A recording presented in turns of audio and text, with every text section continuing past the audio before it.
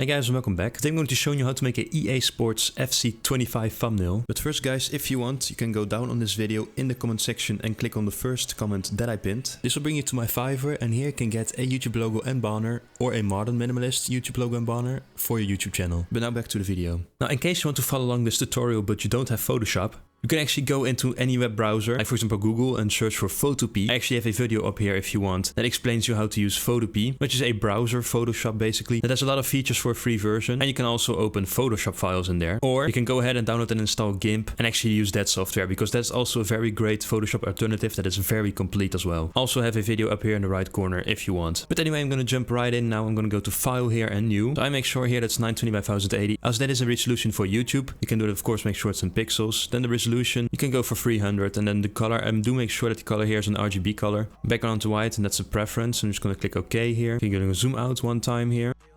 And basically what I'm going to do now is import the first image. I'm going to go to File, Place Linked. And here, as you can see, are the images that I have prepared. So I'm going to start with the background image here, which is the Madrid football stadium. I'm just going to click here. And we just want to make sure that it will overlay a bit, but that doesn't matter. There we go. Let's just do it like this. We don't really need anything more than that. So then, because it's pretty much black and white, we might as well actually make it black and white as well, because you can see there are some little colors here and there.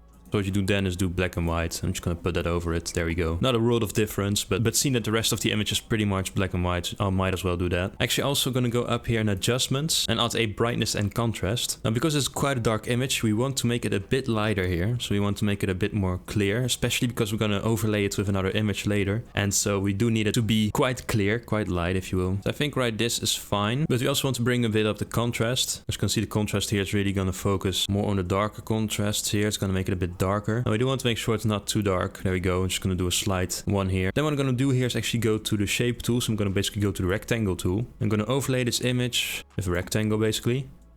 Make sure this is in the middle here, about the right size. Once again, it doesn't matter if it really overlaps or not. It's only going to help us more. There we go. Now I'm going to go for more of a purplish, dark blue purplish color here. So that's why I'm going to keep it at this. We don't want it to be too dark, otherwise, because of our background image is already quite dark, we don't want it to do too dark, because it's gonna be pretty much non-visible. So then when we click on here, you actually want to go here, and instead of normal, we're gonna do multiply. As you can see, it is gonna overlay the image. And what we can do then actually is go up here to adjustments once again and go to the exposure. Why not? This is also something we can touch, and basically touch some of the exposure here, make it a bit more brighter. There we go. I think that looks quite nice. Now here, maybe a slight gamma correction, not that much, because as you can see, if you go up here, quite quickly, well, gets darker or lighter, but as you can see here, there are going to be some ugly spots here, and we don't want that. So this is actually pretty much going to be non-existent. Oh, there we go. That's fine, actually. It's not that bad. What we're going to do now is actually import another image here. So I'm going to go back to File, Place Linked. And so I'm going to import a player here, which is going to be Jude Bellingham. He's actually been on the cover of the FC 25 this year. So I thought, why not use him in the thumbnail? So I'm going to click it. And basically, we are going to make him a bit bigger. Around where his shirt is. There you go, like that is fine. Now what I'm going to do then is actually make immediately here 2 copies. I'm going to duplicate layer here, do that once more.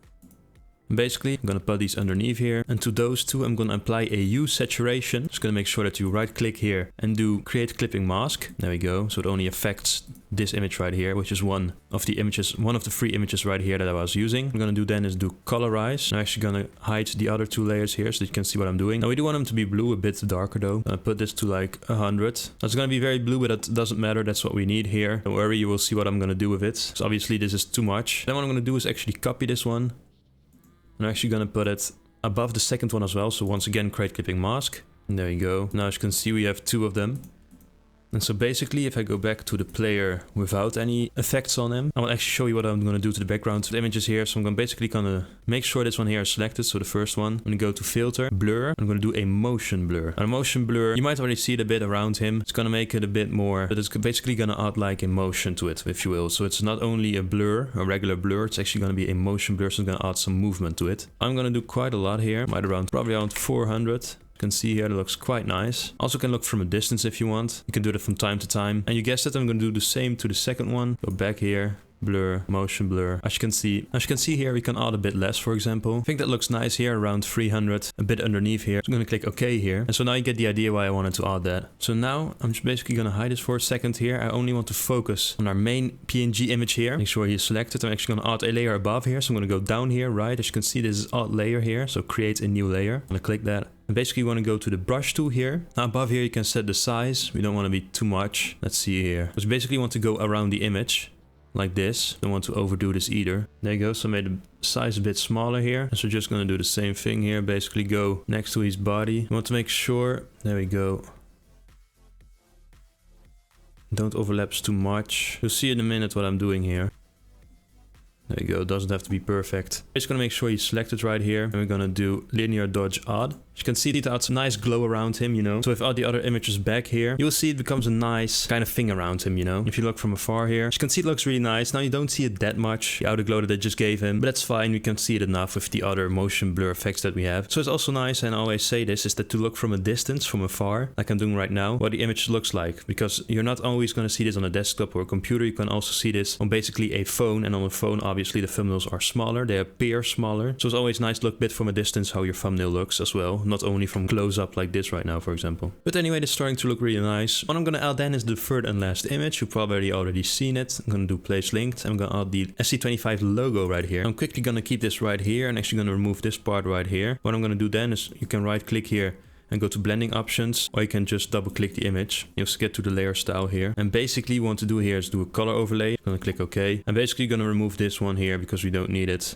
There we go.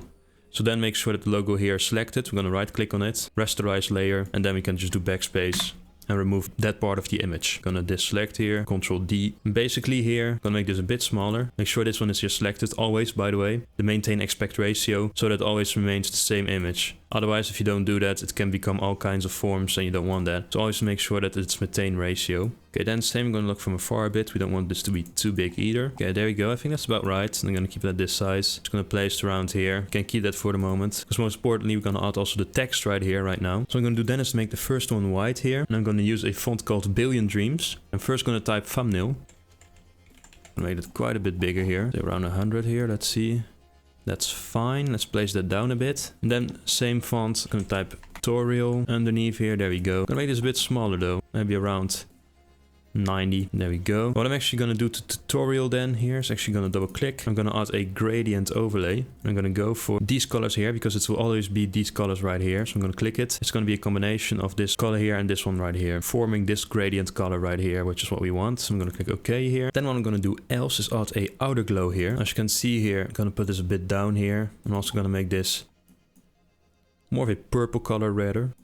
There we go. Basically what we want here is the spread to be quite down because we want it to be an outer glow in this case. As you can see, it already looks quite nice. Gives a bit of that neon outer glow effect. I'm going to give this a bit more. Okay, and there we go. I would say that's nice. It looks nice. I'm going to do the same with thumbnail here. I'm going to double click on thumbnail and give him the outer glow as well.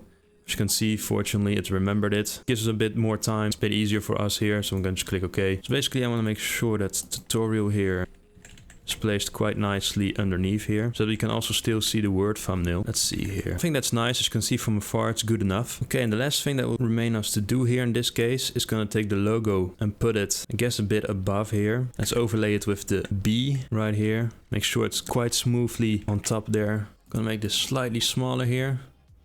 So as I said, I'm gonna put it around the B right here.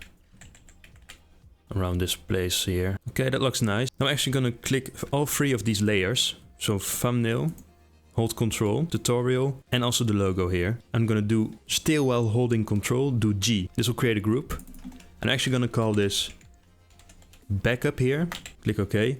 Because basically, in case something goes wrong, I have this backup here because I'm gonna convert this to an image so that I can actually make some changes afterwards. So basically what I'm gonna do is then duplicate this group. There we go. I'm just gonna make sure that this one is hidden here. And then I'm gonna right click on this group and I'm gonna do basically ungroup the layers, which obviously is gonna ungroup it. So that now, once I'm happy with the layers that I did here, with the text and the logo, I can actually make sure once again these three are selected. I'm gonna right click on one of them. I'm gonna do convert to smart object. This will actually enable us, if I click for example on the corners here and I click right, to actually change for example things like the perspective, distort it or warp it. So that's exactly what I'm gonna do. First I'm gonna make sure here it's a bit in the middle, and then most important part, I'm gonna make sure it's gonna be perspective. Basically now if I touch the corners, you'll see it'll make some changes here. So basically, now this isn't always easy to do here, but if you get the hang of it, you can see that it's quite manageable. You have to slightly touch the corners here until you have something you like. There you go, I like this quite a lot. Like this perspective. Might actually place it a bit more in the middle here. I'm gonna look from afar, as I said, from time to time. I'm just gonna make sure it looks pretty symmetrical. Okay, there we go. I think I'm gonna keep it like this. I'm gonna click OK here. Basically what I also wanted to do, if I click on this layer again here, I'm gonna add a new layer here. I'm gonna insert it right here underneath the text. And so I'm actually gonna zoom out here 2 or 3 times. I'm gonna go back to the brush tool. Actually got this way higher up to make the size way bigger. And basically making sure again it's some purple right here, or a purplish dark blue color in any case, to stay in the same theme here. And I'm just gonna go ahead and basically, now I can actually do this while holding caps lock on my keyboard. I can actually make sure it's going into a straight line. You can see like this.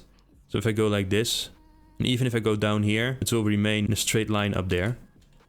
Obviously not gonna do it that much. I'm gonna do it like, I would say around here, and just make one straight line. Same here, I'm gonna make one straight line. And then also underneath here, same idea, and there we go. It's that nice little extra touch here you can do. I'm sure you've seen it in thumbnails before. It's like a little bit of an outer glow around here, if you will. Makes it a bit better looking, as you can see here. Now last but definitely not least, I'm gonna add some filters here. Well, at least I call them filters, but they're basically a combination of some effects around here that we saw earlier in the adjustments. To start off here, I actually want to add another exposure above the entire image here. So what I'm gonna do here, I'm just gonna click on exposure again. Here, as you can see, I don't want to overdo this because he will become way too bright. So I want to do this a little bit, not too much. There you go, you actually don't need anything more than that. Also the offset here, as you can see, it can quickly become too much already, so we don't want to overdo this. Really also gonna give just a slight, about 16. And the gamma correction, same like before, not gonna touch that too much, because that can quickly also change the image a bit too much. So let's keep it at 95 for example. Now I actually want to play a bit with the levels here, why not? So I'm gonna go up here and go to levels. Gonna make a slight change here, as you can see, not more than 14. And then here in the middle we can always play around a bit, seeing if we wanted to go towards the white one more, towards this side more. Okay, let's do it like this, otherwise we're gonna remove some of the offset. We don't want to do that too much either. There you go, I'm gonna go back to adjustments. And I got one more thing here, it's a little bonus. It's not really that necessary, but why not? We're gonna add a curve. Let's see here. Maybe a bit down here, as you can see here. Really slightly change this. This wasn't really that necessary. Still a small change, why not? Sometimes towards the end it's really just looking at what you prefer in terms of the effects as well. To really give it that nice little final touch. You can see I'm doing right here. Sometimes it's hard to put the pencil down, if you will, you know, keeping it like it is, just hoping you can make it a bit better still. But I think at some point we just have the final result, which is going to be this. And so one of the last thing I'm going to do here is make sure with Control I select these 3. I'm going to make a group. I'm just going to call this filters. It's going to be a little bit easier. There we go. And so as I said, if you always wanted to change something about the logo, once again, you also have the backup here, as I said. I've hidden it here, as you can see, but that's really in case, because now I can do anything about the text when it's a smart object. So that's why I have the backup right here, as I said earlier. But yeah, guys, there you go. As you can see, this is an idea on how you could make a FC25 thumbnail. It's like a template idea, if you will. But as you can see, you can easily make something similar to this and use it as an FC25 thumbnail. But in any case, guys, hope you enjoyed this video. Please leave a like, would be really nice. Subscribe would also be really nice. I'll see you guys in my next video. Bye.